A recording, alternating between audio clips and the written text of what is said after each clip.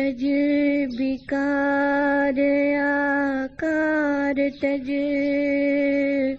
निराकार को ध्यान, निराकार में बैठ कर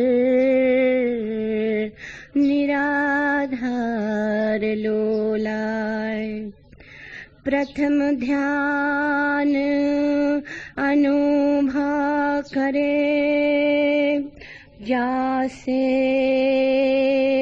उपजे ज्ञान।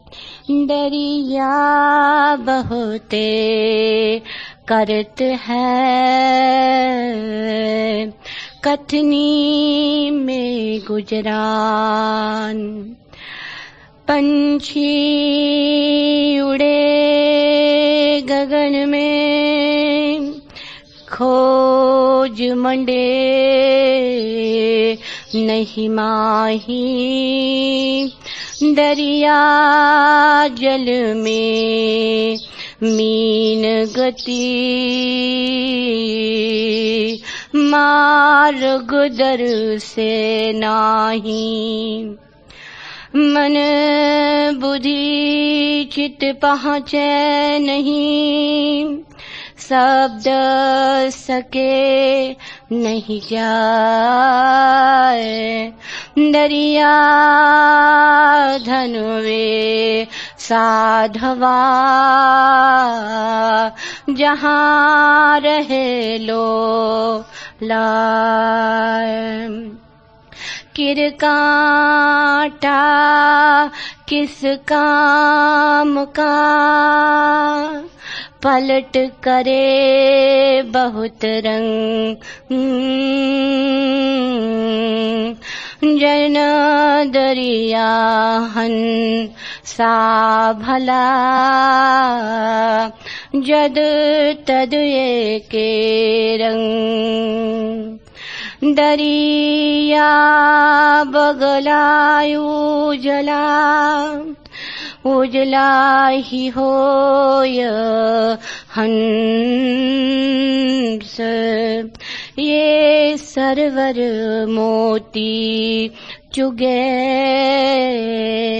वाके मुख में मंस। जन दरिया हंसा तना, देख बड़ा व्यवहार। तन उजला मन उजला, उजला लेत आहार। बाहर से उजला दशा, भीतर मैला अंग। तासेती कौवा भला, तन मन एक ही रंग। मान सरोवर बासिया, छिल रहे उदास। जन दरिया भज राम को, जब लग पिंजर सांस। दरिया सोता सकल जग, जागत नाही कोय।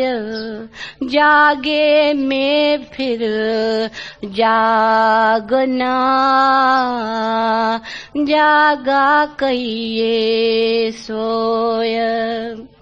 साध जगावे जीव को, मत कोई उठे जाग। जागे फिर सोवे नहीं, जन दरिया बड़ भाग।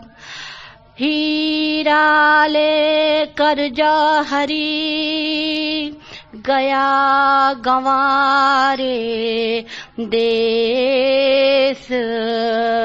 देखा जिन कंकर कहा, भीतर परख ले। दरिया हीरा करोड़ का, कीमत लखे न कोई। जबर मिले कोई जौहरी, तब ही पारख होय।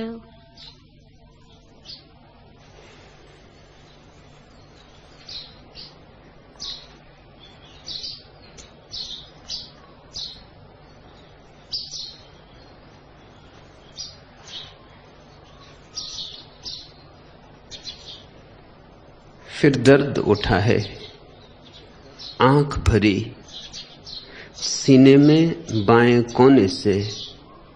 फिर हूक उठी गहरी गहरी, दिन तो दुनिया की ले दे में कट गया चलो जैसे तैसे। पल पल पहाड़ जैसी भारी, यह रात कटेगी पर कैसे। खाएगी मेरा हृदय नोच, यह सांध चील क्रूरता भरी। कांटे बबूल के पलकों में अनजाने ही उग आएंगे। मैं तो जागूंगा सोकर भी, सब सो सो कर जग जाएंगे। टूटेगा तन का पोर पोर, जैसे शराब उतरी उतरी। फिर सुलगेगा चंदन भीतर, पर बाहर धुआं न आएगा। आवाज नहीं होगी कोई, घुन भीतर भीतर खाएगा। फिर मुझको डसकर उल्टेगी वह स्मृतियों की सांपिन ठहरी। कब रेत बंधी है मुट्ठी में, कब अंजुरी में जल ठहरा है। कहती भी क्या गूंगी पीड़ा, सुनता भी क्या जग बहरा है। जिंदगी बूंद है पारे की, जो एक बार बिखरी बिखरी। फिर दर्द उठा है आंख भरी, सीने के बाएं कोने से। फिर हूक उठी गहरी गहरी। इस जीवन को सस्ते में मत गंवा देना, चूंकि मिल गया है अनायास। निर्मूल्य मत समझ लेना। कीमत तो इसकी कोई भी नहीं, पर मूल्य इसका बहुत है। कीमत और मूल्य का भाषा कोश में तो एक ही अर्थ है, लेकिन जीवन के कोश में एक ही अर्थ नहीं। जिन चीजों की कीमत होती है उनका कोई मूल्य नहीं होता, और जिन चीजों का मूल्य होता है उनकी कोई कीमत नहीं होती। प्रेम का मूल्य है, कीमत क्या। ध्यान का मूल्य है, कीमत क्या। स्वतंत्रता का मूल्य है, कीमत क्या। और बाजार में बिकती हुई चीजें हैं, सब पर कीमत लगी है, पर उनका मूल्य क्या है। जो व्यक्ति कीमत के ही जगत में जीता है वह संसारी, जो मूल्य के जगत में प्रवेश करता है वह सन्यासी। मूल्य प्रसाद है परमात्मा का, लेकिन चूंकि प्रसाद है इसलिए चूक जाने की संभावना है। कीमत देनी पड़ती तो शायद तुम जीवन का मूल्य भी करते। चूंकि मिल गया है, तुम्हारी झोली में कोई अनजान ऊर्जा उसे भर गई है, तुम्हें पता भी नहीं चला, और कोई तुम्हारे प्राणों में श्वास फूंक गया है। तुम्हें खबर भी नहीं कौन तुम्हारे हृदय में धड़क रहा है। इसलिए भूले भूले कंकड़ पत्थर बीन बीन कर ही जीवन को गमा मत देना।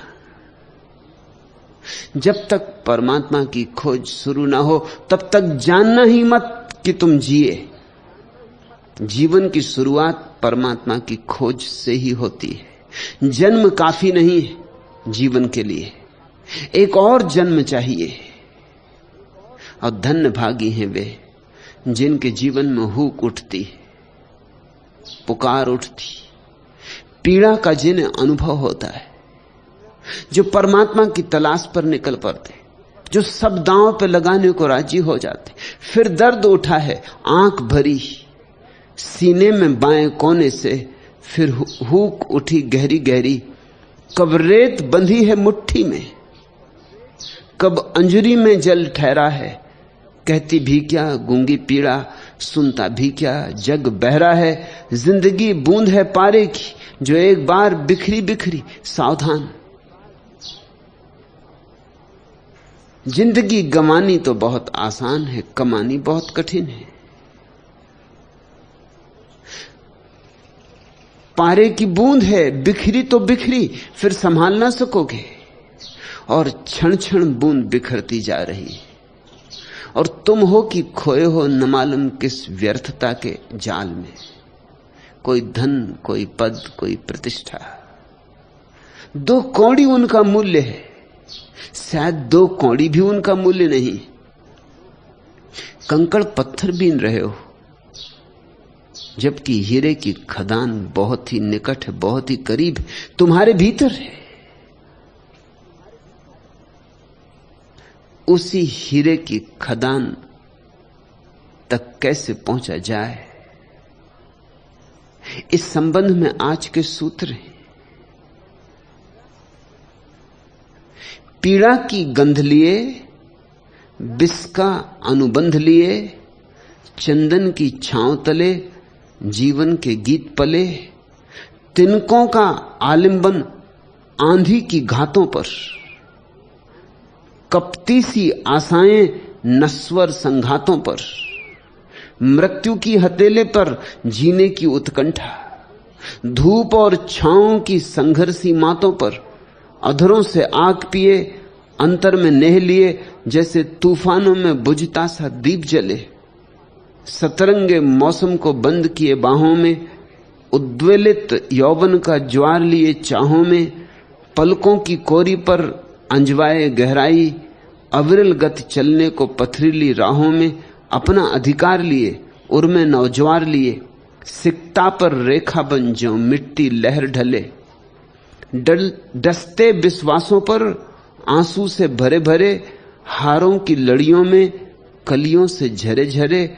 झीने अवगुंठन में सिंदूरी मांग लिए, प्रतिबिंबित रूप ने रख दर्पण में तेरे तेरे।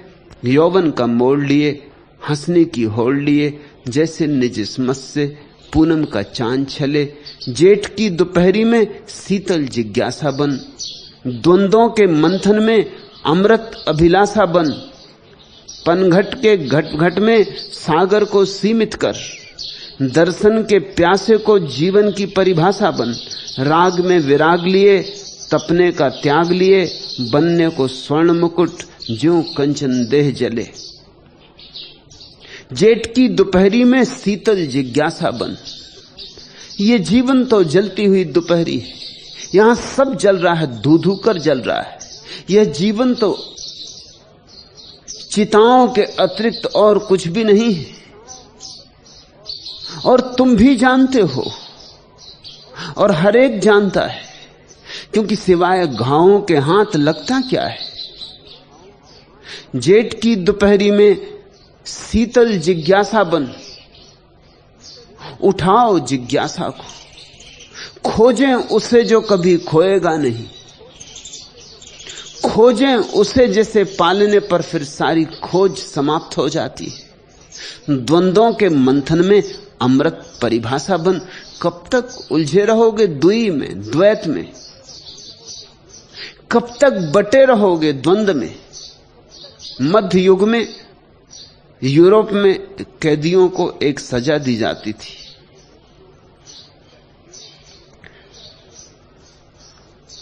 सजा ऐसी थी कि कैदी को लिटाकर 4 घोड़ों से उसके हाथ पैर बांध दिए जाते थे। एक घोड़े से हाथ, एक दूसरे घोड़े से दूसरा हाथ, तीसरे घोड़े से पैर, चौथे घोड़े से दूसरा पैर, और चारों घोड़ों को चारों दिशाओं में दौड़ा दिया जाता था। टुकड़े टुकड़े हो जाता था आदमी, खंड खंड हो जाता था। सजा का नाम था क्वार्टरिंग, और ठीक ही थी सजा का नाम, क्योंकि 4 टुकड़े हो जाते थे, चौथाई हो जाता था आदमी। सजा का नाम था चौथाई। लेकिन जिंदगी को अगर गौर से देखो तो ऐसी सजा तुम खुद अपने को दे रहे हो। तुमने कितनी वासनाओं के साथ अपने को जोड़ लिया, अलग अलग दिशाओं में जाती वासनाएं, कोई पूरब, कोई पश्चिम, कोई दक्षिण, कोई उत्तर।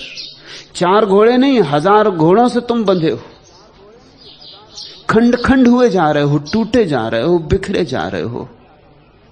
इसी बिखराव को तनाव कहो, चिंता कहो, बेचैनी कहो, विक्षिप्तता कहो, जो भी तुम्हें कहना हो, मगर ये बिखराव है, और इस बिखराव में कभी तुम्हें विश्राम न मिलेगा। तुम तपोगे, कटोगे, सड़ोगे, मरोगे, जियोगे कभी भी नहीं।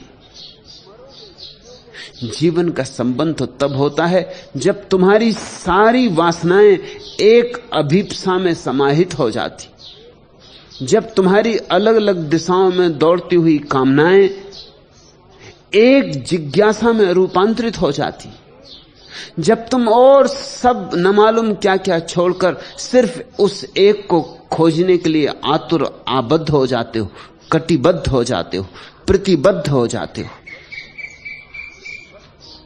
छोड़ो 2 को, छोड़ो अनेक को, पकड़ो एक को, क्योंकि एक को पकड़ने में तुम भी एक हो जाओगे। अनेक को पकड़ोगे तुम भी अनेक हो जाओगे, और एक होने का आनंद और एक होने की विश्रांति। जेठ की दोपहरी में शीतल जिज्ञासा बन, द्वंद्व के मंथन में अमृत अभिलाषा बन। क्या मरण धर्मा तुम्हारी खोज है? क्या उसे खोज रहे हो जो मृत्यु तुमसे छीन लेगी? अमृत को कब खोजोगे? द्वंद्वों के मंथन में अमृत अभिलाषा बन, पनघट के घट-घट में सागर को सीमित कर। एक एक घट में, एक एक हृदय में पूरा आकाश उतर सकता है। ऐसी तुम्हारी गरिमा है, ऐसा तुम्हारा गौरव है। एक एक बूंद सागर को अपने में समा सकती है, ऐसी तुम्हारी क्षमता है, ऐसी तुम्हारी संभावना है। लेकिन तुम आकाश की तरफ आंख ही नहीं उठाते। तुम जमीन में आंखों को गड़ाए, कंकड़ पत्थरों में, कूड़े करकट में ही अपने जीवन को बिता देते हो। और भरोसा भी किन चीजों का कर रहे हो? तूफान आ रहा है बड़ा, और पक्षी ने तिनकों से घोंसला बना लिया है, और इस भरोसे में बैठा है कि सुरक्षा है। तूफान आ रहा है भयंकर, और रेत में तुमने ताश के पत्तों का घर बना लिया है, और इस भरोसे में बैठे हो कि क्या चिंता है। मौत आएगी, तुम्हारे सब ताश के घर गिरा जाएगी। इसके पहले कि मौत आए, अमृत का थोड़ा स्वाद ले लो। तिनकों का आलंबन आंधी की घातों पर, कपटी सी आशाएं नस्वर संघातों पर, मृत्यु की हथेली पर जीने की उत्कंठा, धूप और छांव की संघर्षी मातों पर, मौत के हाथ में बैठे हो। कब मुट्ठी बंध जाएगी कहा नहीं जा सकता। मौत के हाथों में बैठे हो, फिर भी व्यर्थ में चिंता लगी है। बौद्धों की एक प्रसिद्ध कथा है। एक राजकुमार युद्ध हार गया है और जंगल में शरण के लिए भाग गया है। दुश्मन पीछे लगे, उनकी घोड़ों की टाप का शोरगुल बढ़ता जाता है और राजकुमार बड़ी मुश्किल में पड़ गया है। क्योंकि वो ऐसी जगह पहुंच गया है पहाड़ी की कगार पर जहां रास्ता समाप्त हो जाता है, आगे भयंकर खड्डे, पीछे दुश्मनों की आने की आवाज सघन होती जाती, एक एक घड़ी मौत करीब आ रही। ऐसी ही दशा तुम्हारी जैसी उस राजकुमार की थी। फिर भी हिम्मत जुटाता है, आखिरी आशा बांधता है, सोचता है छलांग लगा दूं, क्योंकि दुश्मन के हाथ में पड़ा तो तत्क्षण गर्दन कट जाएगी। छलांग लगाना भी कम खतरनाक नहीं है, गड्ढ भयंकर, बचने की आशा नहीं, लेकिन फिर भी दुश्मन के हाथ में पड़ने से तो ज्यादा आशा है। शायद हाथ पैर टूट जाएंगे लेकिन जीवन बचेगा, लंगड़ा हो जाऊंगा लेकिन फिर भी जीवन बचेगा, और कौन जाने कभी कभी चमत्कार भी हो जाता है कि गिरूं और बच जाऊं, न हाथ टूटे न पैर टूटे। तो नीचे झांक कर देखता है और नीचे देखता है कि दो सिंह मुंह बाएं ऊपर की तरफ देख रहे। अब तो कोई भरोसा ना रहा।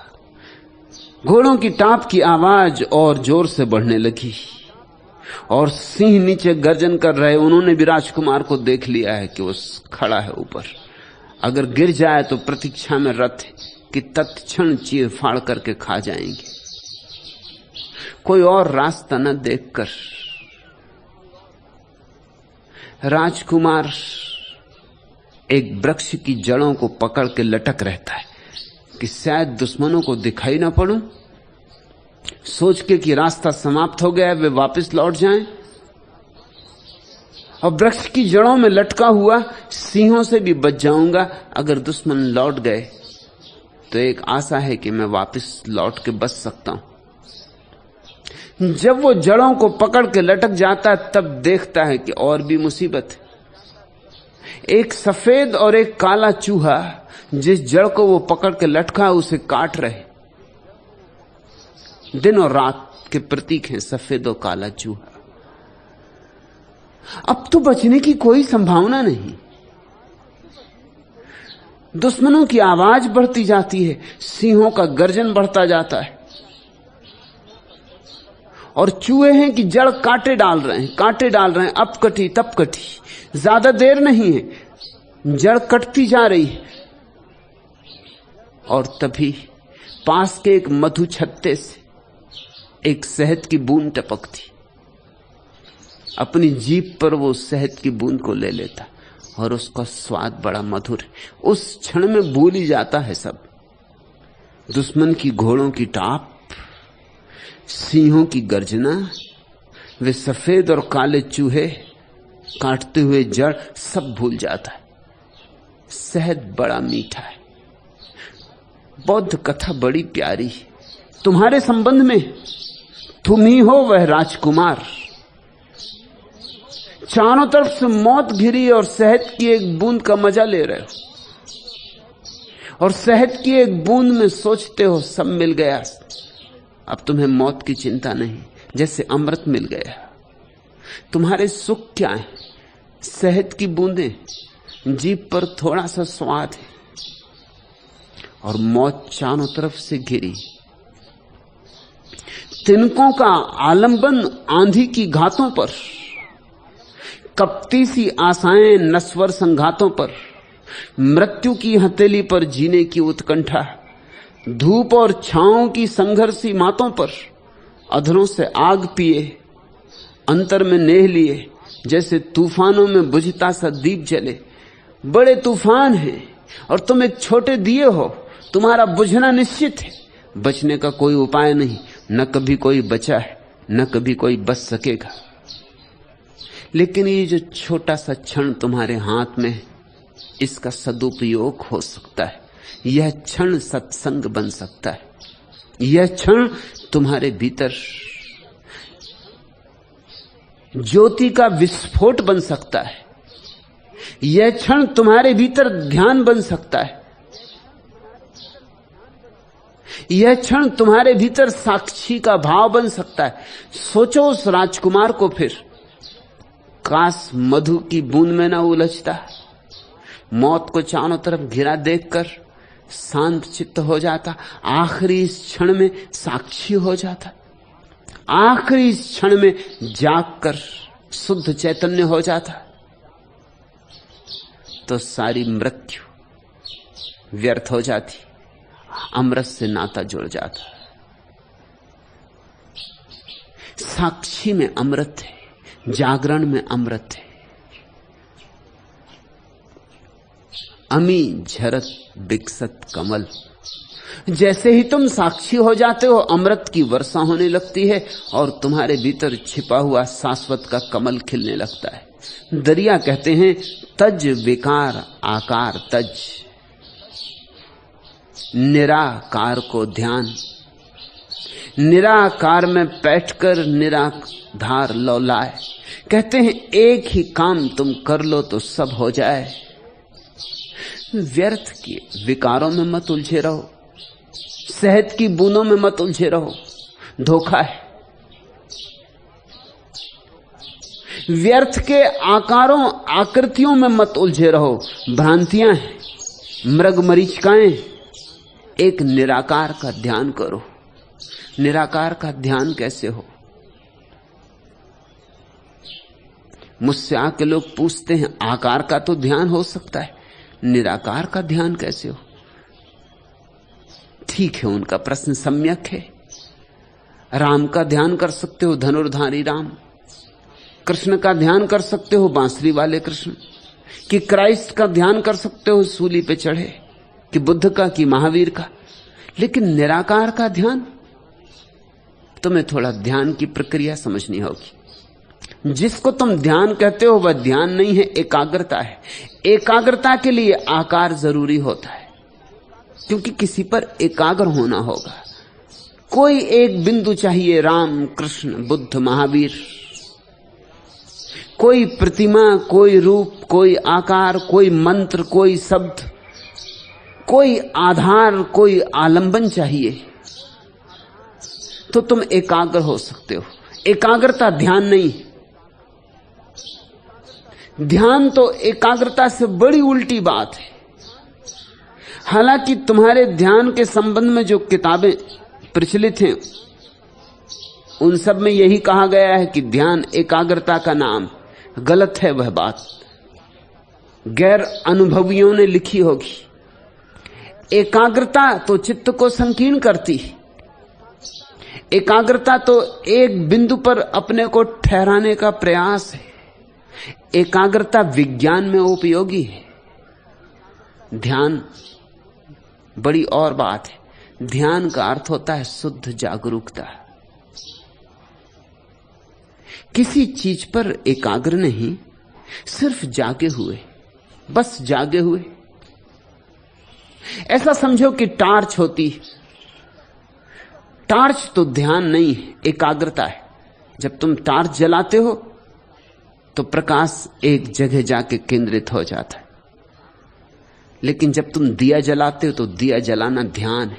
वो एक चीज पर जाके एकाग्र नहीं होता, जो भी आसपास होता है सभी को प्रकाशित कर देता है। एकाग्रता में अगर तुम टार्च लेके चल रहे हो तो एक चीज तो दिखाई पड़ती, इससे सब अंधेरे में होता है।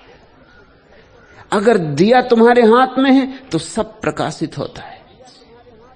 और ध्यान तो ऐसा दिया है कि उसमें कोई तलहटी भी नहीं है कि दिया तले अंधेरा हो सके। ध्यान तो सिर्फ ज्योति ही ज्योति है, जागरण ही जागरण है, और बिन बाती बिन तेल। इसलिए दिया तले अंधेरे होने की भी संभावना नहीं। ध्यान शब्द को तुम समझो साक्षी भाव। जैसे मुझे तुम सुन रहे हो, दो ढंग से सुन सकते हो। जो नया नया यहां आया है वह एकाग्रता से सुनेगा, स्वभावता। दूर से आया है, कष्ट उठा के आया है, यात्रा की है, कोई शब्द चूक ना जाए तो सब तरफ से एकाग्र होकर सुनेगा। सब तरफ से चित्त को हटा लेगा। जो मैं कह रहा हूं बस उसी पर टिक जाएगा। लेकिन जो यहां थोड़ी देर रुके, जो थोड़ी देर यहां रंगे हैं, जो थोड़ी देर यहां की मस्ती में डूबे हैं, वो एकाग्रता से नहीं सुन रहे, ध्यान से सुन रहे हैं। भेद बड़ा है। एकाग्रता से सुनोगे जल्दी थक जाओगे, तनाव होगा। एकाग्रता से सुनोगे तो ये पक्षियों का गीत सुनाई नहीं पड़ेगा, राह पर चलती हुई कारों की आवाज सुनाई नहीं पड़ेगी। एकाग्रता से सुनोगे तो और सब तरफ से चित्त बंद हो जाएगा, संकीर्ण हो जाएगा। ध्यान से सुनोगे तो मैं जो बोल रहा हूं वह भी सुनोगे। ये जो चिड़ियां टीवी टुट टुट कर रही हैं ये भी सुनोगे। राह से कार की आवाज आएगी वह भी सुनोगे। ट्रेन गुजरेगी वह भी सुनोगे। बस सिर्फ सुनोगे, जो भी है उसके साक्षी रहोगे। और तब तनाव नहीं होगा, तब थकान भी नहीं होगी, तब ताजगी बढ़ेगी, तब चित्त निश्चल होगा, निर्दोष होगा, क्योंकि चित्त विराम में होगा। निराकार पर ध्यान नहीं करना होता। जब तुम ध्यान में होते हो तो निराकार होता है। आकार पर ध्यान करना एकाग्रता है, और ध्यान करना निराकार से जुड़ जाना। निराकार में बैठकर निराधार लौलाए, सब आधार छूट जाते हैं। वहां निराधार हो जाता है व्यक्ति, निरालंब हो जाता है। बस मात्र होता है। शुद्ध होने की वह घड़ी, बस होने की वह घड़ी अपूर्व है। वहीं झरता है अमृत, अमी झरत विकसत कमल। प्रथम ध्यान अनुभव करे, जासे उपजे ज्ञान। सूत्र बड़ा बहुमूल्य है। तुमने उल्टी बातें सुनी हैं आज तक। तुमसे लोग कहते हैं कि पहले शास्त्र पढ़ो, ज्ञान इकट्ठा करो, फिर ध्यान हो पाएगा। पहले ध्यान के संबंध में जानो, फिर ध्यान को जान सकोगे। दरिया कुछ और कह रहे हैं। दरिया वही कह रहे हैं जो मैं तुमसे कहता हूं। प्रथम ध्यान अनुभव करे, पहले ध्यान का अनुभव करना होगा। जासे उपजे ज्ञान, उससे ज्ञान का जन्म होगा। तुम उल्टा ही काम कर रहे हो। तुमने बैलों को बैलगाड़ी के पीछे बांध रखा है, इसलिए कहीं नहीं पहुंच रहे हो, ना कहीं पहुंच सकते हो। ज्ञान पहले और फिर सोचते हो ध्यान। नहीं, ध्यान पहले फिर ज्ञान। सच तो यह है कि ध्यान के पीछे ज्ञान ऐसे ही आ जाता है जैसे तुम्हारे पीछे तुम्हारी छाया चली आती। अगर मुझे तुम्हारी छाया को निमंत्रण देना हो तो तुम्हें निमंत्रण देना होगा। मैं तुम्हारी छाया को सीधा निमंत्रण नहीं दे सकता। मैं तुम्हारी छाया को कितना ही कहूं कि आओ, स्वागत है, तो भी छाया के बस के बाहर है आना। हां, तुम आओगे तो छाया भी आ जाएगी। ज्ञान ध्यान की छाया है। वेद से नहीं मिलता ध्यान, न मिलता ज्ञान, न कुरान से, न बाइबल से। और जिसको तुम ज्ञान समझ के इकट्ठा कर लेते हो वेद, कुरान, बाइबल, धम्मपद से, वह ज्ञान नहीं है, कोरा थोथा पांडित्य, तोता रटंत है। वह ज्ञान नहीं है, ज्ञान का धोखा है। असली फूल नहीं है, कागज का फूल है। असली ज्ञान तो ध्यान में से उमकता है। ध्यान ज्ञान का गर्भ है। वेद से तुमने जो सीख लिए वचन और कुरान की आयतें कंठस्थ कर ली, वह तो ऐसे ही है जैसे किसी दूसरे के बच्चे को गोद ले लिया। तो गोदी तो भर गई, लेकिन झूठी ही भरी।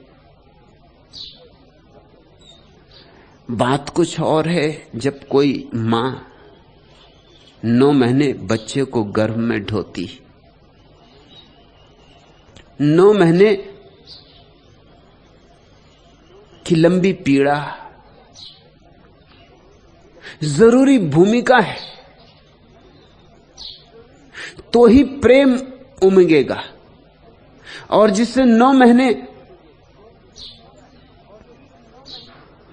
पेट में ढोया है, उसके प्रति एक लगाव होगा, एक स्नेह होगा, एक अंतर संबंध होगा। और फिर यह भी ख्याल रहे, जब एक बच्चे का जन्म होता है तो सिर्फ एक बच्चे का ही जन्म नहीं होता, 2 चीजों का जन्म होता है। एक तरफ बच्चा पैदा होता है, एक तरफ मां पैदा होती। उसके पहले मां नहीं थी, उसके पहले सिर्फ एक स्त्री थी। इधर बच्चा पैदा हुआ, उधर मां पैदा हुई।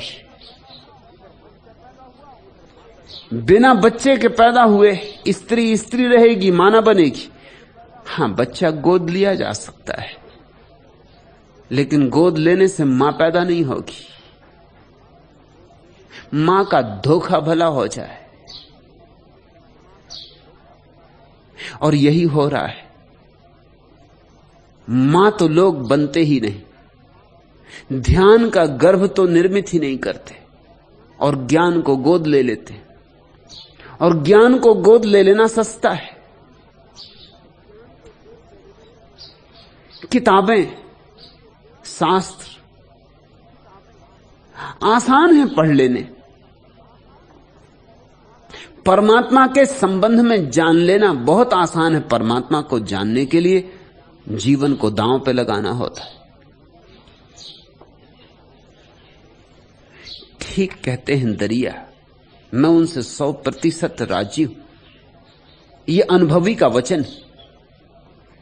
अगर दरिया को अनुभव ना होता तो यह बात कह ही नहीं सकते थे वो। जब मैंने दरिया पर बोलना शुरू किया, सोचा कि दरिया पर बोलूं, तो ऐसे ही कुछ वचनों ने मुझे आकर्षित किया, क्योंकि ऐसे वचन केवल वे ही बोल सकते हैं जिन्होंने अनुभव किया हो। प्रथम ध्यान अनुभव करे, पहले ध्यान जासे उपजे ज्ञान। अगर उन्होंने कहा होता वेद से ज्ञान उपजता है, मैं कभी भूल के उन पर न बोलता। अगर उन्होंने कहा होता कि बाइबल में ज्ञान है, मुझसे नाता ही टूट जाता। इस एक वचन ने मुझे जोड़ दिया। यह आदमी असली पारखी है, जौहरी है। इसने गोद नहीं लिया है ज्ञान, इसने ज्ञान को जन्म दिया है ध्यान के गर्भ से। इसने पीड़ा सही है 9 महीने की, इसने बच्चे को बड़ा किया है। इसकी आत्म प्रतीति है। और जीवन में भी तुम जानते हो, जो अनुभव से संभव होता है वह उधार अनुभव से संभव नहीं होता।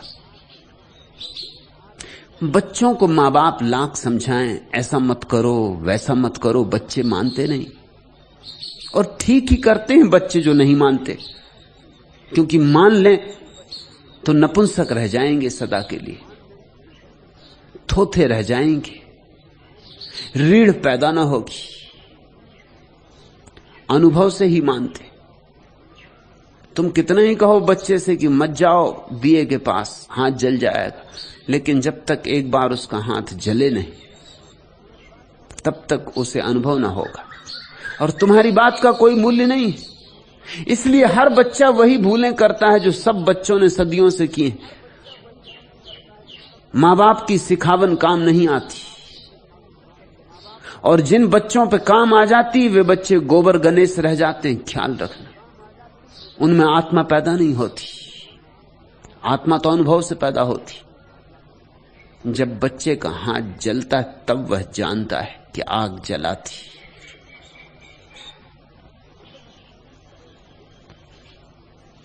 मुल्ला नसरुद्दीन का एक मित्र उससे कह रहा था कि मुल्ला, क्या तुम मेरी पत्नी को जानते हो? मुल्ला ने कहा, नहीं भैया, मैं अपनी पत्नी को जानता हूं, यही बहुत है।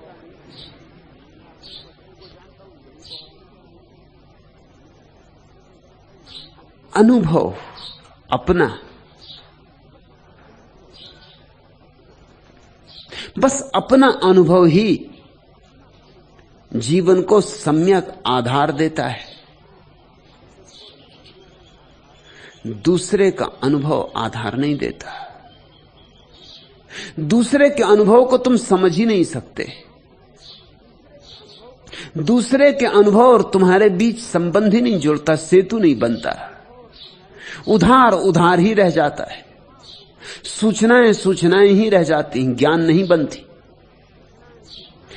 इस सूत्र को खूब हृदय में संभाल के रख लेना, क्योंकि जो इसके विपरीत गए हैं भटक गए, और जिन्होंने इस सूत्र का अनुसरण किया है पहुंच गए। उनका पहुंचना निश्चित है।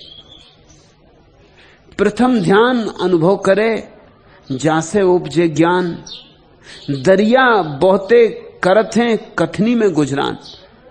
लेकिन बहुत से लोग हैं जो सुने सुनाए में ही जी रहे हैं, कथनी में गुजरान कर रहे हैं। हो सकता है उन्होंने प्यारे वचन इकट्ठे किए हों, सुभाषित संग्रहित किए हों, वेद का शुद्ध शुद्ध उन्हें ज्ञान हो, कुरान की आयत आयत उन्हें कंठस्थ हो, मगर इससे भी कुछ ना होगा। मोहम्मद के तो ध्यान में कुरान उतरी थी, कुरान उतरी थी, पढ़ी नहीं गई थी कुरान। मोहम्मद तो पढ़ना जानते भी नहीं थे। पहाड़ पर एकांत में ध्यान कर रहे थे और तब अचानक जैसे कहीं अंतराकाश से कोई बोलने लगा, उद्घोष हुआ, एक झरना फूटा और प्यारा झरना फूटा। कोई गुनगुनाने लगा प्राणों में। इसलिए कुरान में जैसा गीत है और कुरान में जैसा संगीत है वैसा किसी दूसरे शास्त्र में नहीं। कुरान की तरन्नुम किसको ना नचाते, किसके हृदय को ना डमाडोल कर दे। फिर कुरान के आधार पर जितनी भाषाएं दुनिया में पैदा हुई उनमें भी एक तरन्नुम है, एक लय है, कुरान की छाप है।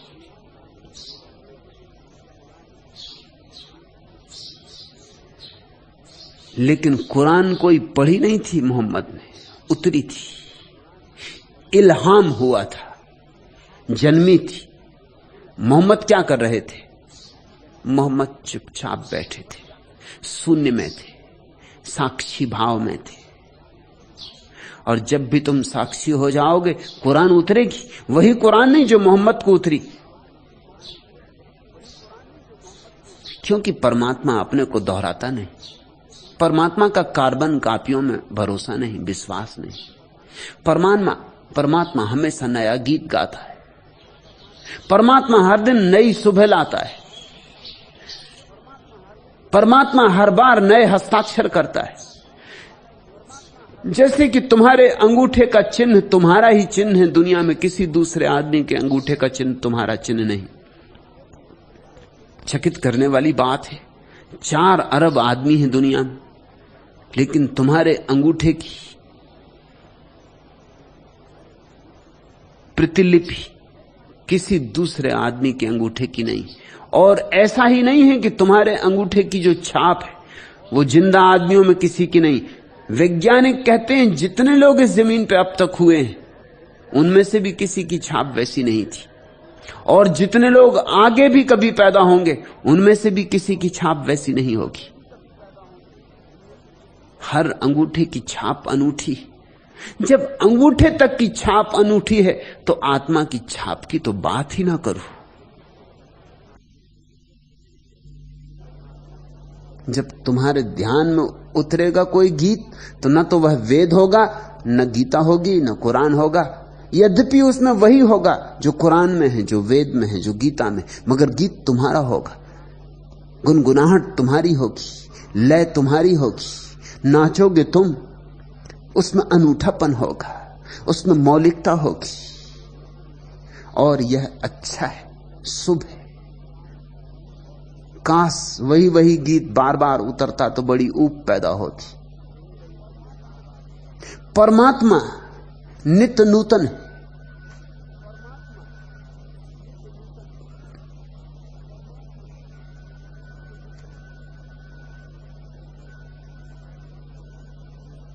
मुल्ला नसरुद्दीन एक ट्रेन में सफर कर रहा था।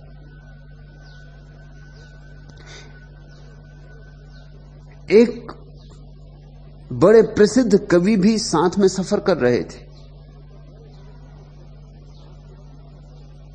कवि थे तो ट्रेन में बैठे बैठे भी कविताएं लिख रहे थे। मुल्ला ने उनसे पूछा, कोई किताब पत्रिका वगैरह है आपके पास? खाली बैठा हूं, कुछ पढ़ूं। कवि जी ने फौरन पास में रखी एक किताब देते हुए कहा, यह पढ़िए, मेरी कविताओं का संकलन। मुल्ला नसरुद्दीन बोला, धन्यवाद, उसे तो आप अपने पास रखिए, वैसे पढ़ने के लिए तो मेरे पास टाइम टेबल भी है।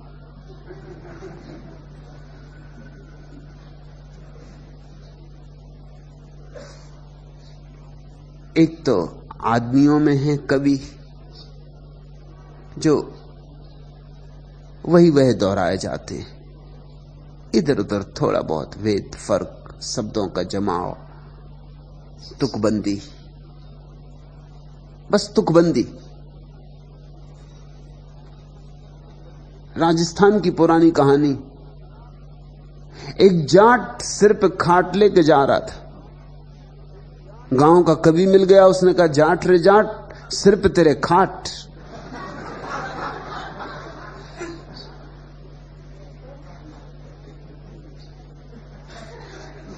जाट भी कोई ऐसा रह जाए पीछे, जाट और पीछे रह जाए। उसने कहा, कवि रे कवि, तेरी ऐसी की तैसी। कवि ने कहा, तुकबंदी नहीं बैठती, काफिया नहीं बैठता। जाट ने कहा, काफिया बैठे कि ना बैठे, जो मुझे कहना था सो मैंने कह दिया। काफिया बिठा कौन रहा? तू बिठाता रहे काफिया। एक तो तुकबंद है जो जाट के साथ खाट का काफिया बिठा रहे। परमात्मा कोई तुकबंद नहीं, अनंत है परमात्मा, अनंत हैं उसकी अभिव्यक्तियां, हर बार नई। जब भी तुम उधार ज्ञान इकट्ठा कर लेते हो तब तुम बासा ज्ञान इकट्ठा कर लेते हो। तुम्हारा परमात्मा पे भरोसा नहीं है, इसलिए तुम वेद पे भरोसा करते हो। तुम्हारा परमात्मा पे भरोसा नहीं है, इसलिए तुम कुरान को छाती से लगाए बैठे हो। काश तुम्हारा परमात्मा पे भरोसा हो तो तुम कुरान भी छोड़ो, वेद भी छोड़ो, बाइबल भी छोड़ो। तुम कहो परमात्मा से कि मैं राजी हूं, मुझ पर भी उतर, मेरे द्वार खुले, मेरे भीतर भी आ, मुझ में भी गुनगुना, मेरा कसूर क्या है, मुझे भी छू, मेरी मिट्टी को भी सोना बना, मुझे भी सुगंध दे। आखिर मुझसे नाराजी क्या है? जिसका परमात्मा पे भरोसा है वही ध्यान कर सकता है। ध्यान का अर्थ भूल मत जाना, जागरूकता, साक्षी भाव।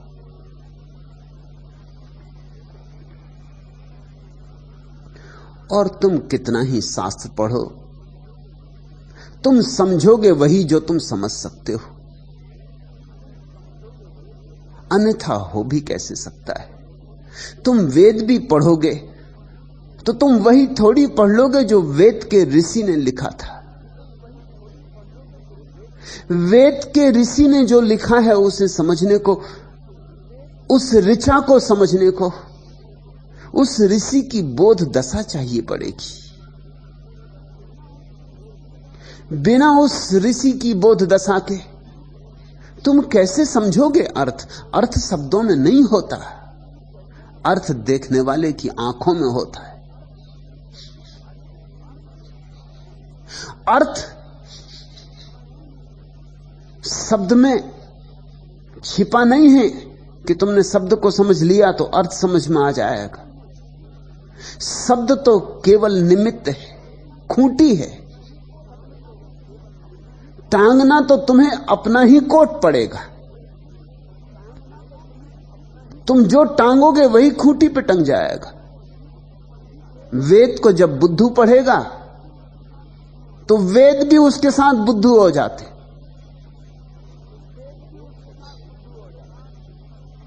मुल्ला नसरुद्दीन एक दिन मुझसे कह रहा था, कल रात मेरा पड़ोसी आधी रात को मेरा दरवाजा पीटने लगा।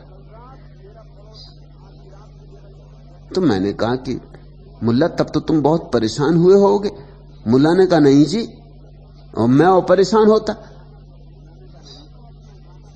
मैं तो अपना गाना पहले की तरह ही गाता रहा।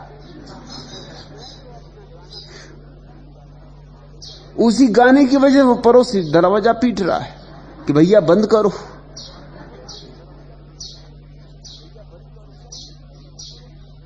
मगर मुल्ला समझे तब। मुल्ला तो समझा कि है कैसा मूड कि आधी रात और दरवाजा पीट रहा है। ये तो मुल्ला सोच भी नहीं सकता कि मेरे गाने की वजह से ही पीट रहा है। मुल्ला ने सितार बजाना शुरू किया तो वो एक ही तार पर रें रें रें रें रें रें करता रहता। पत्नी घबरा गई, पागल होने लगी, बच्चे घबरा गए, पड़ोसी घबरा गए। एक दिन सारे लोग इकट्ठे हो गए, हाथ जोड़कर प्रार्थना की कि महाराज, बहुत संगीतज्ञ देखे मगर रें रें रें रें कितने दिन से तुम कर रहे हो, हम सब पगला रहे हैं। अब तो हमें दिन में भी बाजार में काम करते वक्त भी तुम्हारी रें रें सुनाई पड़ने लगी। जान बख्शो, अगर संगीत ही सीखना तो कम से कम दूसरे तारों को भी तो छुओ। मुल्ला ने कहा तुम समझे नहीं, दूसरे संगीतज्ञ इसलिए दूसरे तारों को छूते हैं कि वो अपना स्थान खोज रहे हैं। मुझे मेरा स्थान मिल गया, अब मुझे खोजने की जरूरत नहीं। मैंने पा लिया, जो मैं खोजना था वो मुझे मिल गया। मुझे मेरा स्वर मिल गया है। तुम पढ़ोगे भी शास्त्रों में तो क्या पढ़ोगे? मैंने सुना है कुरान में कहीं एक वचन आता है कि शराब पियो, वैश्यागामी बनो और नरक में सड़ोगे। मुल्ला नसरुद्दीन शराब भी पीता, वैश्यागामी भी, और कुरान भी पढ़ता। तो मैंने पूछा, नसरुद्दीन इस वचन पे तुम्हारी नजर नहीं गई? उसने कहा गई क्यों नहीं, कई बार गई, लेकिन अभी जितना मुझसे बन सकता उतना कर रहा हूं। अभी आधा ही वचन मुझसे पूरा होता है। सामर्थ, मुल्ला ने कहा सामर्थ अपनी अपनी। बड़े पुरुष बड़ी बातें कह गए हैं, मगर जितना अपने से बने उतना करो। साफ आज्ञा है, शराब पियो, वैश्यगमन करो, साफ आज्ञा है। नरक में सड़ोगे वो बात की बात है, वो देखेंगे। तुम समझोगे वही जो तुम समझ सकते हो। तुम अर्थ भी वे ही निकालोगे जो तुम्ही को ही समर्थित कर जाएंगे। नहीं, ध्यान के बिना ज्ञान नहीं हो सकता। ध्यान पहले तुम्हें ऋषि बनाएगा, तब ऋचाओं के अर्थ खुलेंगे। और मजा यह है कि जब तुम ऋषि हो जाओगे और वेदों की ऋचाओं के अर्थ तुम्हारे सामने खुलने लगेंगे, जैसे वसंत आ जाए और कलियां खिल जाएं, तब तुम्हें जरूरत ही ना रहेगी वेदों में जाने की, क्योंकि तुम्हारा अपना वेद ही भीतर लहराने लगेगा। तब तुम स्वयं ही वेद हो जाओगे। तब तुम्हारा वचन वचन वेद होगा। तब तुम्हारा शब्द शब्द कुरान होगा। उसी की तलाश करो जिसे पालने से सारे शास्त्रों का सार मिल जाता है।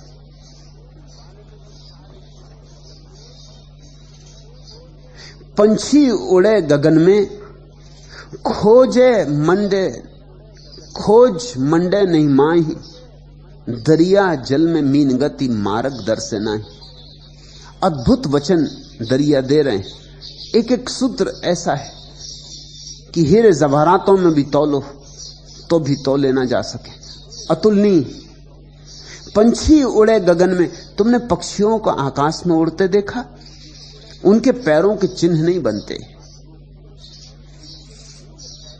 ऐसे ही ऋषियों की गति है, उनके पैरों के चिन्ह नहीं बनते। परमात्मा के आकाश में जो उड़ रहे हैं, उनके पैरों के चिन्ह कहां बनेंगे? इसलिए तुम किसी के अनुगामी मत बनना। अनुगमन हो ही नहीं सकता, पद चिन्ह ही नहीं बनते।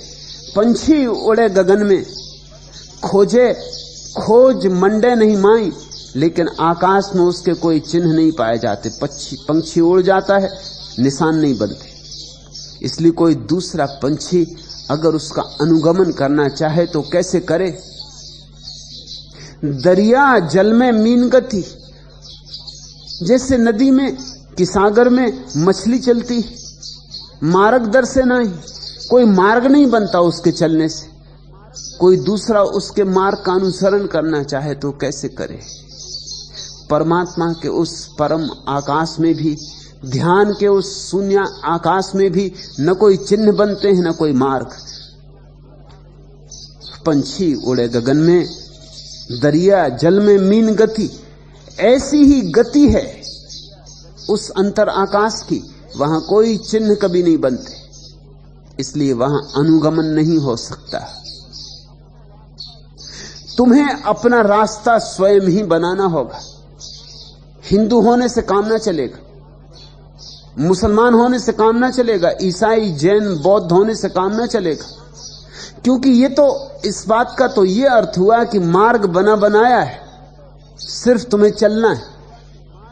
जैन होने का क्या अर्थ है कि मार्ग तो बना गए तीर्थंकर, अब हमारा कुल काम इतना है कि चलना है। वे तो सुपर हाईवे तैयार कर गए, अब तुम्हें कुछ और करने को बचा नहीं। नहीं, मार्ग बनता ही नहीं सत्य का, सत्य का कोई मार्ग नहीं बनता। पंछी उड़े गगन में, याद रखना, महावीर और बुद्ध और कृष्ण और क्राइस्ट, ये सब आकाश में उड़ते पंछी हैं। तुम इनका पीछा नहीं कर सकते। ये कोई चिन्ह छोड़ नहीं गए। चिन्ह तो पंडितों ने बना लिए। बुद्ध ने कहा था मेरी कोई मूर्ति मत बनाना, और आज दुनिया में जितनी बुद्ध की मूर्तियां हैं उतनी किसी की भी नहीं। थोड़ा सोचो कैसे अद्भुत लोग हैं। बुद्ध जिंदगी भर कहते रहे मेरी मूर्ति मत बनाना, 1000 बार समझाया मेरी मूर्ति मत बनाना, क्योंकि मेरी पूजा से कुछ भी ना होगा। जाओ भीतर, जाओ अपने भीतर, अपो दीपो भव, अपने दिए खुद बनो।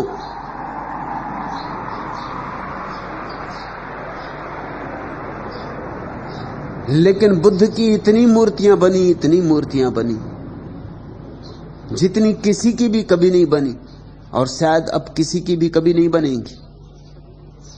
इतनी मूर्तियां बुद्ध की बनी कि उर्दू में जो शब्द है बुद्ध, वो बुद्ध का ही रूपांतर है। बुद्ध शब्द का अर्थ ही मूर्ति हो गया, बुद्ध।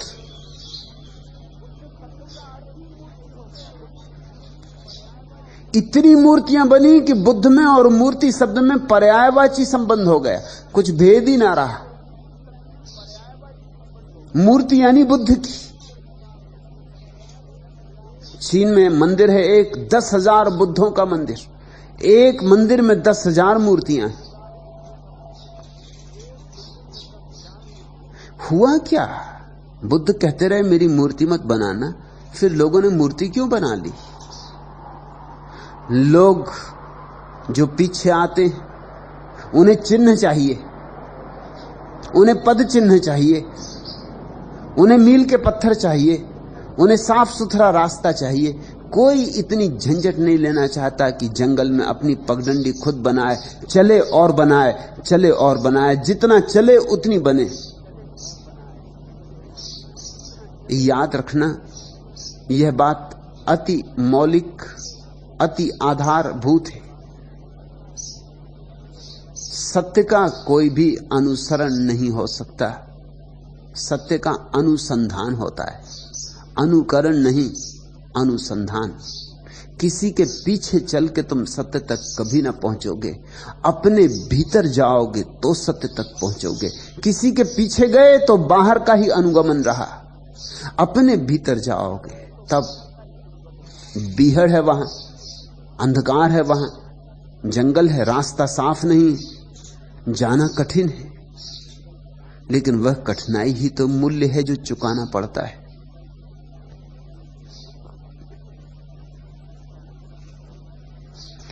कंपित वंजुल तन, मंजुल मन, यौवन चंचल, नौ बंधन कील रहित तरणी, भव सिंधु विकल, गहो मीत बाह सदय। भ्रम में चिंतन सोचन, भ्रमित ज्ञान अथिर चरण, दुर्दम तम तोम जाल, अगम दुसह कालक्षण, आगत अनजान, दुखद सुखद गत स्मरण मरण, वर्तमान करो विजय। जागे नव स्तव अहरह, रत नित चरणार विंद, मद में संकेत दान, काटे दिक्काल बंध, शरणागत आरत जन, स्मिथ कांछानित अमंद, करो बंधु करो अभय। प्लावित घन धाराधर, उच्छ्वल जीवन सागर, वात वसन झीन अमित, क्षेपण गति अति दुस्तर, संशय भय दीन दुपद, केवट तट अंध गहर, करो सिंधु बिंदु विलय। इस विराट सिंधु में अपने बिंदु को विलय करो, करो बंधु करो अभय। भय के कारण कुछ पकड़ो मत, भय छोड़ो। मंदिर मस्जिद को भय के कारण पकड़ा है तुमने। तुम्हारा भगवान तुम्हारे भय की ही प्रतिमा है। तुम्हें भगवान का कोई पता नहीं, क्योंकि तुम्हें ध्यान का ही कुछ पता नहीं। एक तो भगवान है जो ध्यान में अवतरित होता है, और एक भगवान है जो तुम्हारे भय के कारण तुम निर्मित कर लेते हो। जो तुमने मूर्तियां बना रखी हैं मंदिरों में, तुम्हारे भय के भगवान की, तुमने ही गढ़ा है उन्हें। वे असली भगवान की नहीं। असली भगवान तो वह है जिसने तुम्हें गढ़ा है। तुम भी खूब उसे चुका रहे हो, उर्ऋण हो रहे हो कि तूने हमें गढ़ा, कोई फिक्र नहीं, हम तुझे गढ़ते। तुम ही बना लेते हो अपनी मूर्तियां, तुम ही सजा लेते हो अपने थाल, तुम ही गढ़ लेते हो अपनी प्रार्थनाएं। किसे धोखा दे रहे हो?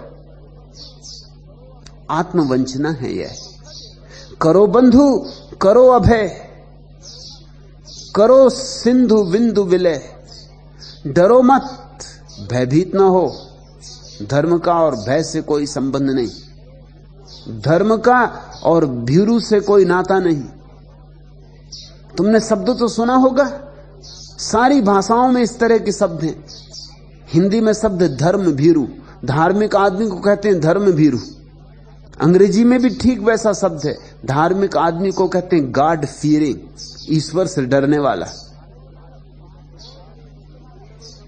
महात्मा गांधी ने लिखा है, और किसी से मत डरो मगर ईश्वर से जरूर डरना।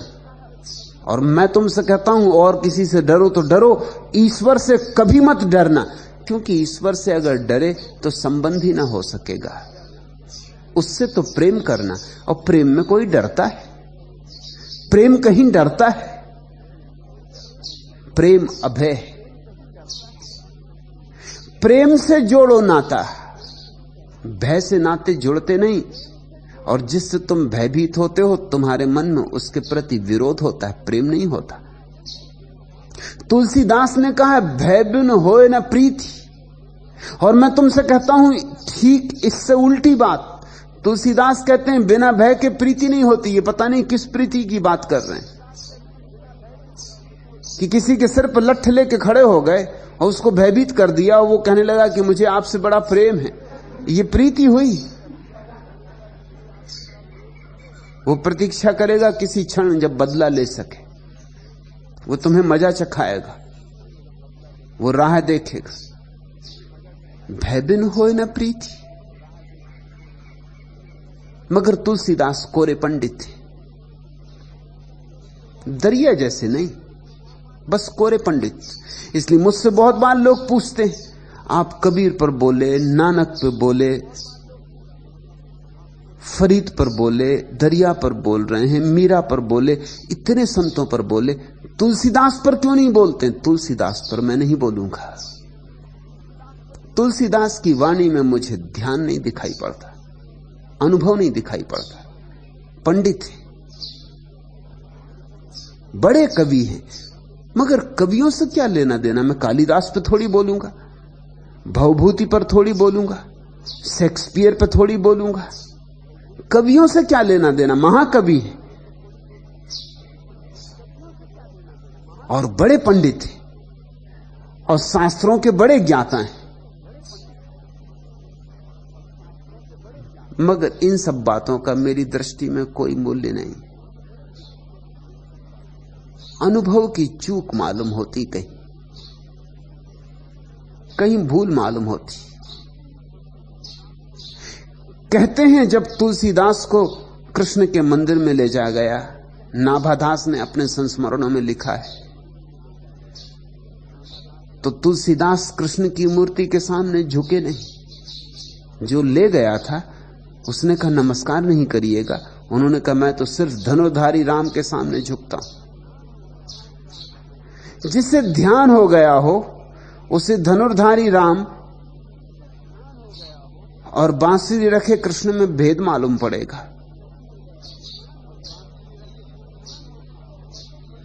जिसे ध्यान हो गया हो उसे तो मंदिर और मस्जिद में भी भेद नहीं रह जाएगा।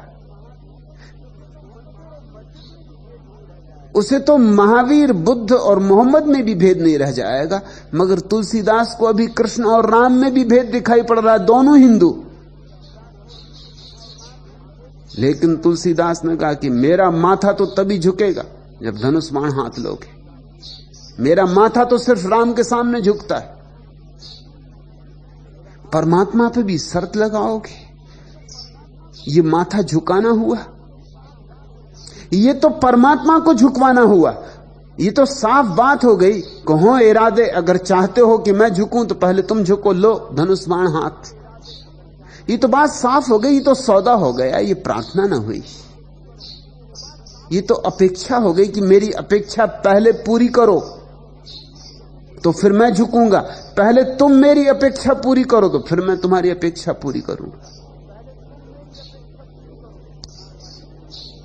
नहीं, तुलसीदास दिखता है भय के कारण ही भक्त हैं और भय से भक्ति पैदा नहीं होती।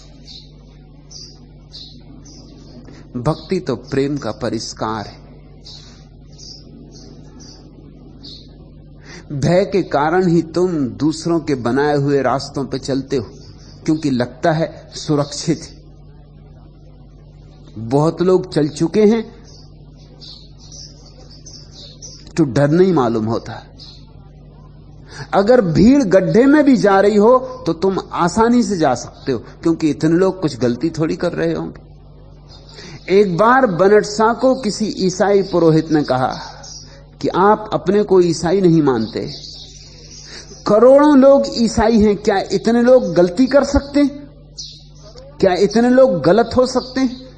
बनट शाह ने जो उत्तर दिया वो बहुत अद्भुत है। खूब ध्यानपूर्वक सुनना। बनट शाह ने कहा इतने लोग सही हो ही नहीं सकते,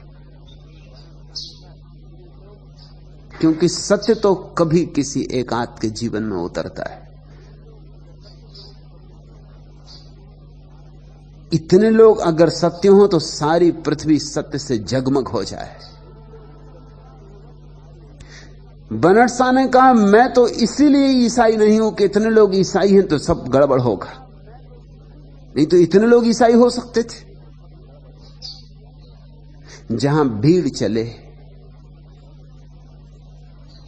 वहां सावधान हो जाना।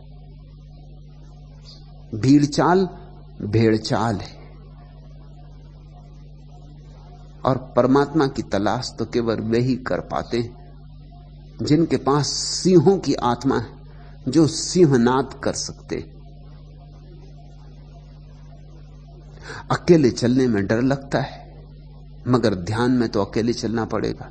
वहां पत्नी भी साथ नहीं हो सकती, मित्र भी साथ नहीं हो सकते। यहां हम इतने लोग हैं, हम सब आंख बंद करके ध्यान में हो जाएं तो सब अकेले हो जाओगे, सब पड़ोसी मिट जाएंगे, फिर यहां कोई नहीं रहेगा, तुम अकेले बचोगे। और सब रहेंगे, वे भी अकेले अकेले बचेंगे। ध्यानी अकेला हो जाता है, इसलिए लोग ध्यान से डरते। ध्यानी को तो जंगल में घुस पड़ना पड़ता है, बीहड़ जंगल में जहां कोई पगडंडी भी नहीं। चलता है झाड़ियों में से, कांटों में से, उतना ही रास्ता बनता है। ठीक कहते हैं दरिया, पंछी उड़े गगन में, खोज मंडे नहीं माही। दरिया जल में मीन गति, मार्ग दर से नाही। मन बुद्धि चित्त पहुंचे नहीं, शब्द सके नहीं जाए।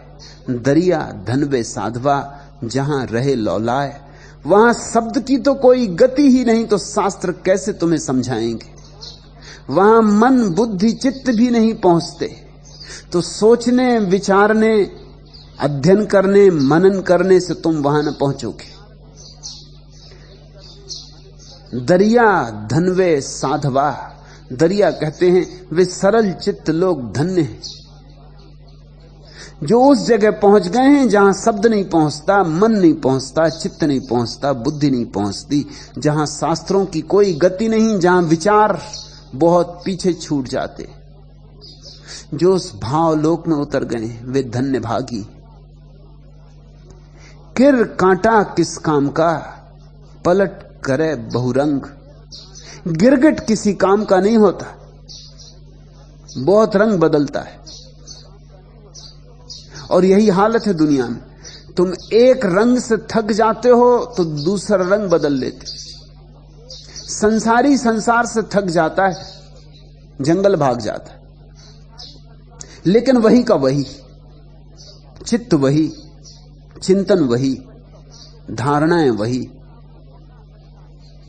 जिस गीता को पकड़े बैठा संसार में था, उसी गीता को लेकर जंगल चला जाता है।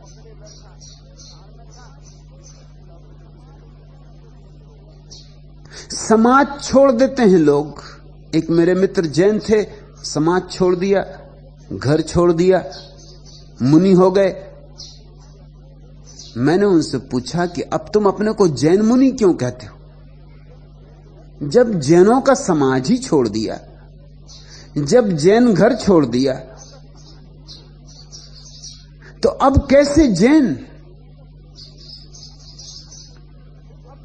लेकिन वो छोड़ना सब ऊपर ऊपर है, भीतर सब वही का वही, वही पकड़, वही धारणाएं, वही शास्त्र। असली बात ऐसे नहीं छूटती। ये तो गिरगिट का रंग बदलना है। हिंदू ईसाई हो जाते, थक गए हिंदू होने से, बहुत सिर मार लिया, चलो अब ईसाई हो जाएं। ईसाई हिंदू हो जाते, थक गए ईसाई होने से, चलो हिंदू हो जाएं। ऐसे लोग अपने रंग बदल लेते हैं, मगर रंग बदलने से कुछ भी नहीं होता जब तक कि तुम्हारी आत्मा न बदले। किर कांटा किस काम का, पलट करे बहुरंग। जन दरिया हंसा भला, जत्तद एके रंग। हंसी अच्छा है दरिया कहते, सदा एक रंग, एक शुभ्र सादगी, एक सरलता, एक निर्मलता। ध्यान का रंग है शुभ्र सादगी, निर्मलता, निर्दोषता। एक छोटे बच्चे की तरह निर्दोष चित्त ध्यान का रंग है।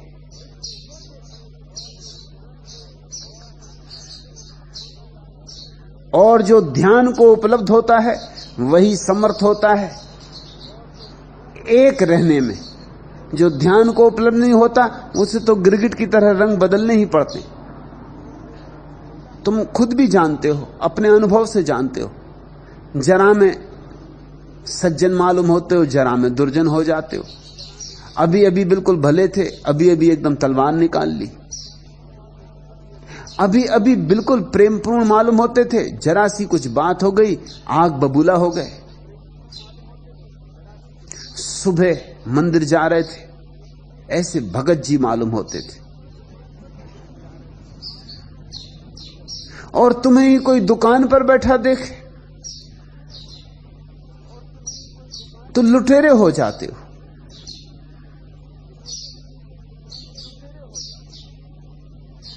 तुम दिन में कितने रंग बदलते हो। ये गिरगिट होना छोड़ो, मगर ये तभी छूट सकता है जब तुम्हारे भीतर ध्यान का शुभ्र रंग फैल जाए।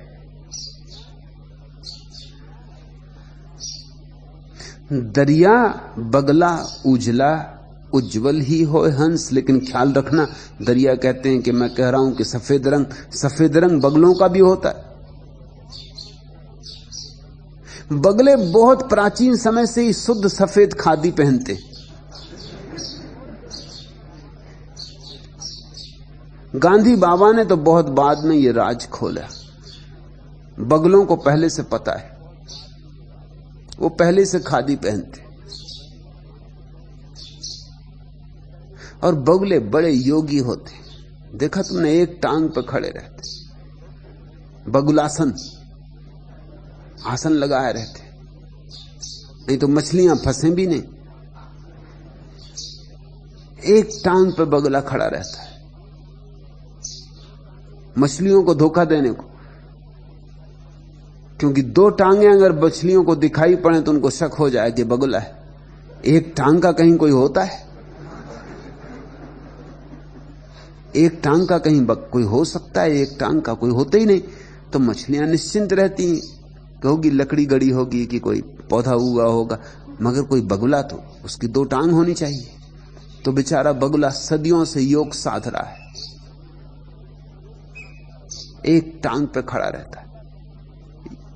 योग शास्त्र में बगुलासन भी एक आसन है जिसमें एक टांग पे खड़े रहना पड़ता है और बिल्कुल हिलता डुलता नहीं। क्योंकि जरा हिले डुले तो पानी हिल डुल जाए, पानी हिल डुल जाए तो मछलियां संकित हो जाएं। तो बगुला ऐसा खड़ा रहता है, बिल्कुल थिर, चित्त एकाग्र। दरिया कहते हैं कि मैं सफेद रंग की बात कर रहा हूं, तुम कहीं भूल मत बैठ जाना, क्योंकि हंस भी सफेद होते, बगले भी सफेद होते। दरिया बगला उजला उज्जवल ही होए हंस। दोनों उजले, मगर दोनों के उजलेपन में बड़ा फर्क है। ए सरवर मोती चुगे बाके मुख में मंस। एक तो मान सरोवर में मोती चुगता है और दूसरा केवल मछलियां पकड़ता है। दूसरा केवल मांस के चीथड़ों के लिए लालायित रहता है। एक के मुंह में मांस है और एक के मुंह में मोती।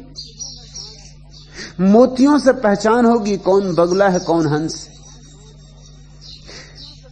जिस वाणी से मोती झरते हो, जिसके पास मोतियों की वर्षा होती हो, जहां से तुम भी अपनी झोली मोतियों से भर के लौट आओ, बैठना वहां, लगाना प्राणों को वहां, जोड़ना अपनी आत्मा को वहां। दरिया बगला उजला उज्जवल ही होए हंस। ए सरवर मोती चुगे बाके मुख में मंस। बस में सफर कर रही एक महिला ने अपने सहयात्री मुल्ला नसरुद्दीन को कहा कि आप शायद कुछ कहना चाह रहे। मुल्ला नसरुद्दीन ने कहा कि जी नहीं, मैं क्यों कुछ कहना चाहूंगा। उस महिला ने कहा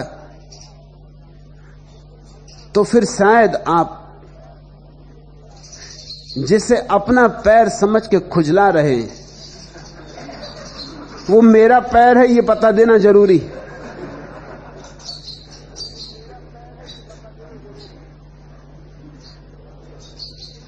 मुल्ला गया था नुमाइश में, लखनऊ की नुमाइश, रंगीन लोग, रंगीन हवा। एक सुंदर सी महिला को मुल्ला धक्का धुक्की करने लगा। मौका देख के चींटी इत्यादि भी ले दी। आखिर उस महिला से न रहा गया। उसने मुड़ के मुल्ला की तरफ कहा कि शर्म नहीं आती, खादी के सफेद कपड़े पहने हो, गांधीवादी टोपी लगाए हो, शर्म नहीं आती। मुल्ला ने कहा जब दिल्ली में किसी को नहीं आती तो मुझे ही क्यों आए। कोई मैंने शर्म का ठेका लिया है।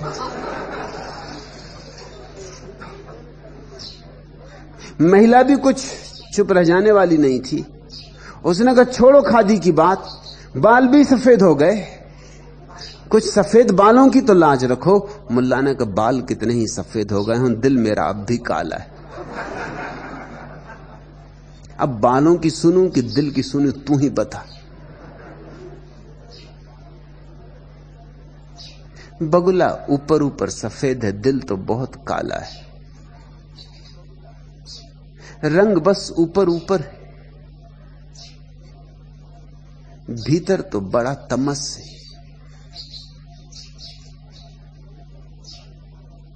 और ख्याल रखना, बगुला हो जाना बहुत आसान। कहते ना बगुला भगत।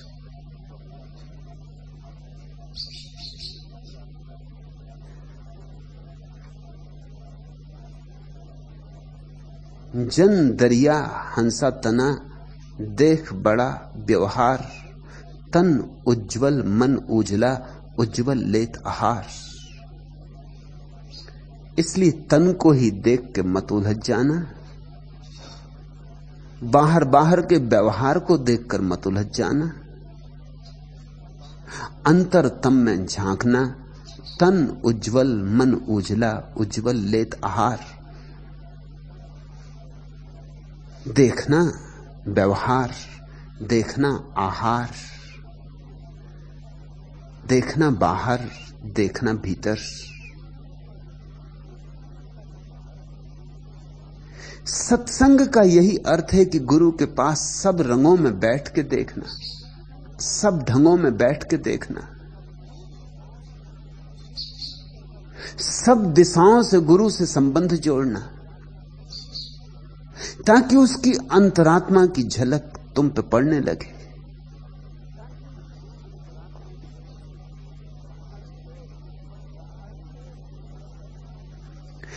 बाहर से उज्जवल दशा, भीतर मैला अंग, ता सेती कौआ भला, तनमन एक ही रंग। दरिया कहते हैं बगुले से तो कौआ भला, कम से कम बाहर भीतर एक ही रंग तो है। राजनेताओं से तो अपराधी भले, कम से कम बाहर भीतर एक ही रंग तो है।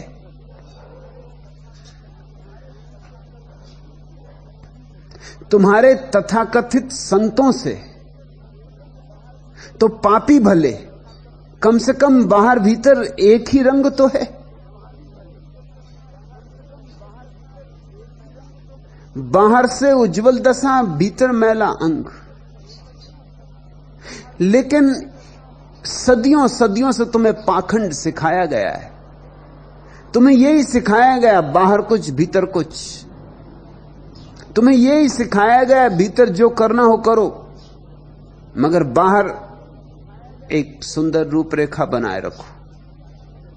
लोग अपने घरों में बैठक खाना सजा कर रखते हैं, बाकी उनका घर गंदा पड़ा रहता, बस बैठक खाना सजा रहता है। ऐसी ही लोगों की जिंदगी है, उनका बैठक खाना सजा रहता है, चेहरे पर उनके मुस्कान रहती, मुंह में राम, बगल में छुरी। मुल्ला नसरुद्दीन मुझसे कह रहा था कि मैं डर के कारण हंसता हूं। मैंने पूछा ये भी कोई बात हुई? लोग आनंद के कारण हंसते हैं, डर के कारण? तुम कुछ नई ही बात ले आए। तुम क्या तुलसीदास जी के अनुयायी हो या क्या बात है? भय बिन हो न प्रीति। तुम्हें डर से हंसी आती, डर से लोग कपते हैं, हंसोगे क्यों? उसने कहा कि नहीं, आप समझे नहीं। आपको क्या मालूम, मेरी पत्नी जब भी कभी चुटकुले सुनाने लगती है तो उसके डर से मुझे हंसना ही पड़ता है, और वही चुटकुले वो कई दफे सुना चुकी, मगर फिर भी मुझे हंसना पड़ता है।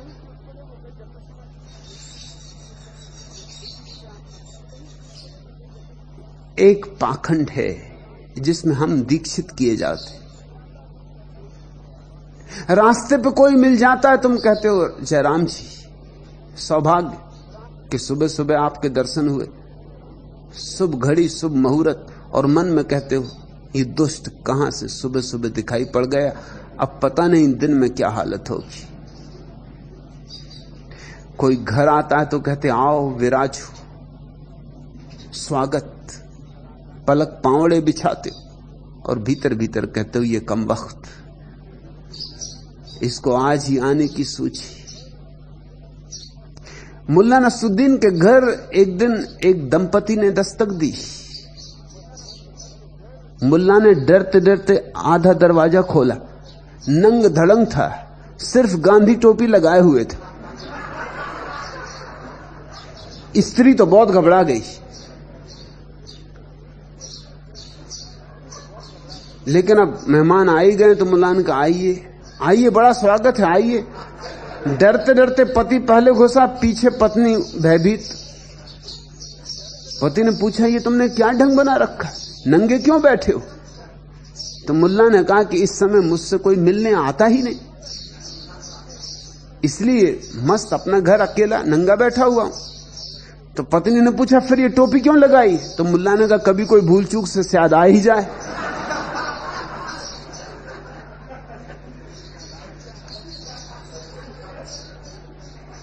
लोग दोहरे इंतजाम किए हुए,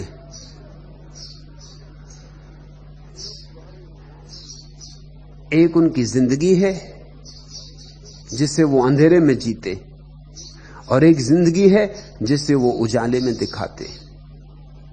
दरिया कहते इससे तो कौआ भला, ताश सेती कौआ भला, तन मन एक ही रंग, काला ही सही मगर कम से कम तन और मन तो एक है। बुरे भी हो तो इतना बुरा नहीं है, अगर तुम निष्कपट हो और जैसे हो वैसा ही अपने को प्रकट करते हो। पाखंडी पापी से भी बदतर है, लेकिन पाखंडियों की पूजा होती, पापियों को सजा मिलती।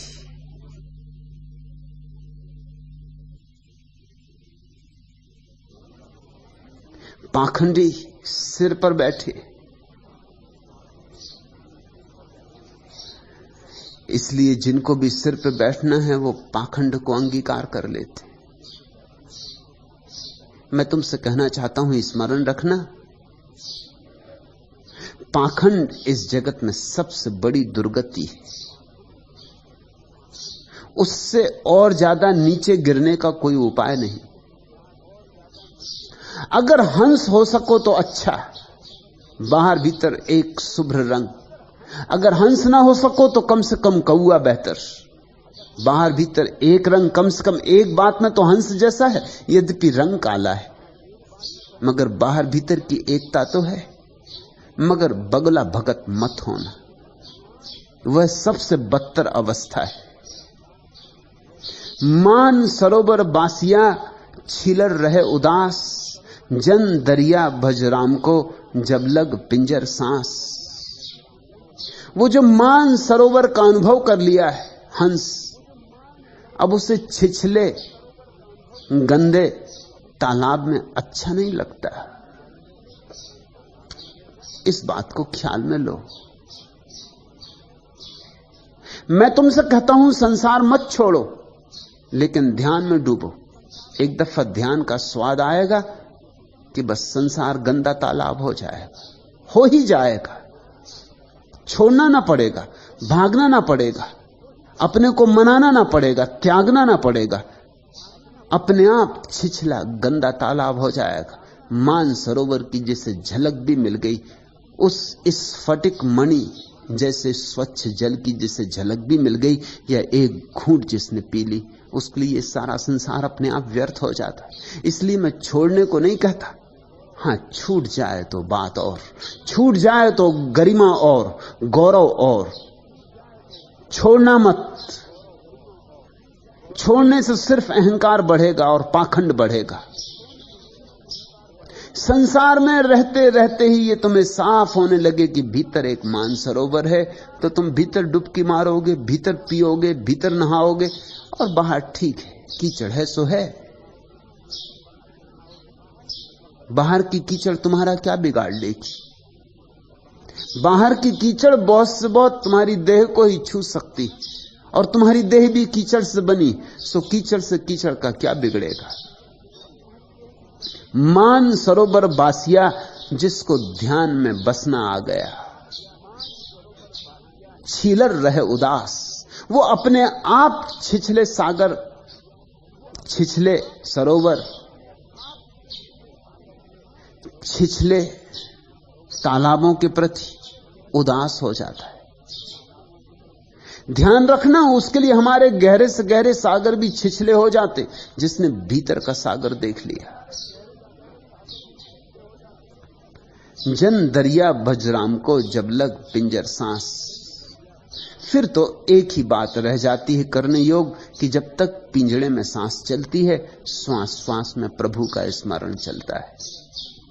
रहता है संसार में, रहता है बाजार में, मगर बसता है मानसरोवर में, बसता है परमात्मा में, राम में।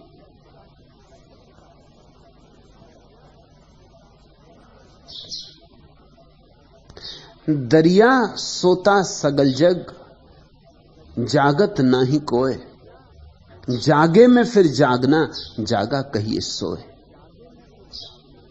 छोटे से सूत्र में साक्षी का पूरा शास्त्र कह दिया। दरिया सोता सगल जग, यहां तो सारा संसार सोया हुआ है। तुम जो भी कर रहे हो नींद में कर रहे हो, यहां कोई जागा हुआ नहीं।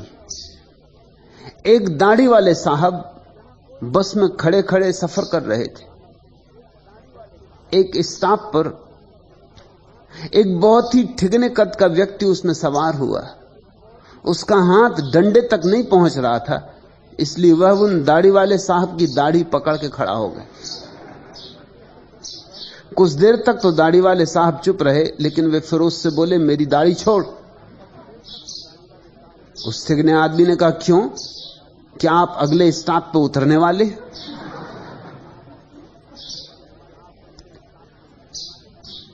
अपने अपनी सूझ, अपनी अपनी ऊंचाई, अपनी अपनी तंद्रा, अपनी अपनी बुद्धिहीनता, और हम चले जा रहे हैं, और हम किए जा रहे हैं जो भी हमसे बनता है।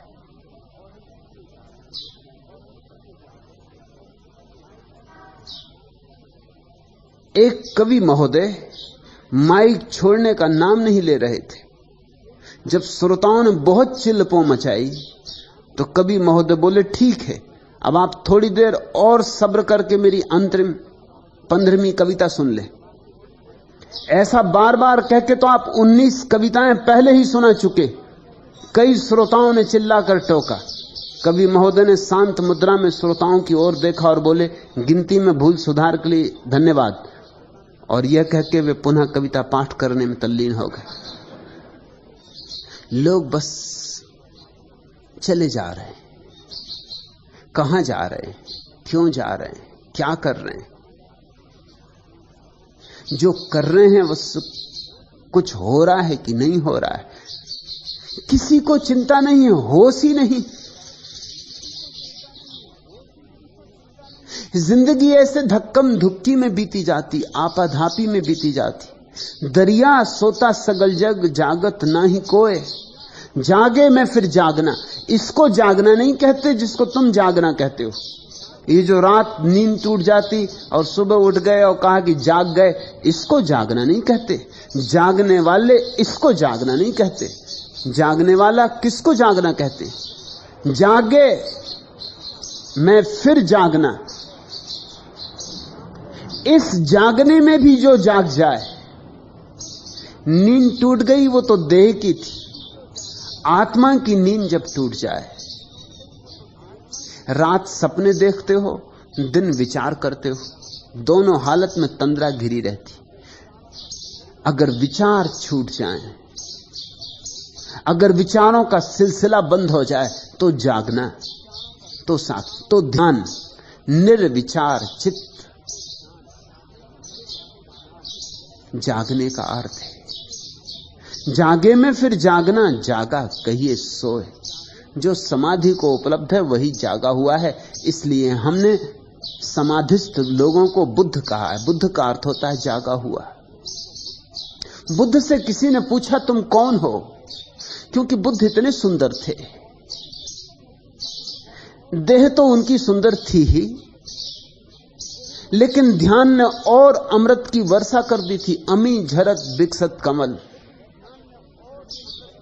ध्यान ने उन्हें और नई आभा दे दी थी।